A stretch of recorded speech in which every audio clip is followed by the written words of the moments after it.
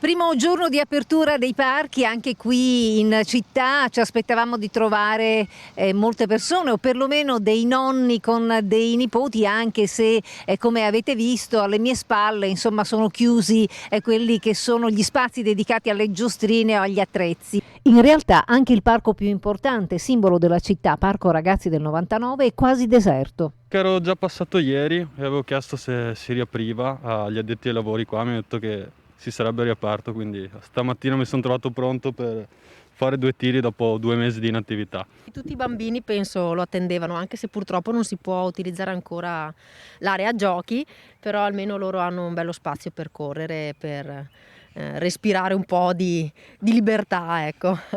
Ci voleva, perché con i bambini sennò è un disastro. Almeno portarli un po' fuori a spasso ci vuole. Senta, e il fatto che è off limits la zona con le giostrine, cosa ne pensa?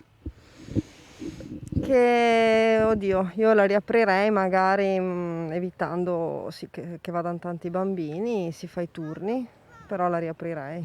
Perché è difficile tenerli lontani. La mia domanda è avere informazioni sulla riapertura effettiva, perché vedo che è aperto, cioè i cancelli sono aperti, però i giochi per le bimbe vedo che sono chiusi. Una cosa che vorrei dire è che quello che sento io è che noi genitori siamo stati lasciati un po' a noi stessi e forse si poteva operare un po' meglio. Altro problema espresso, il non sapere se e quando riapriranno le scuole, il non sapere di conseguenza dove mettere i bimbi mentre papà e mamma hanno già ripreso l'attività lavorativa. Insomma, riaprono i parchi ma non l'area giostrine. Ancora nella nebulosa ogni decisione che riguardi i più piccoli.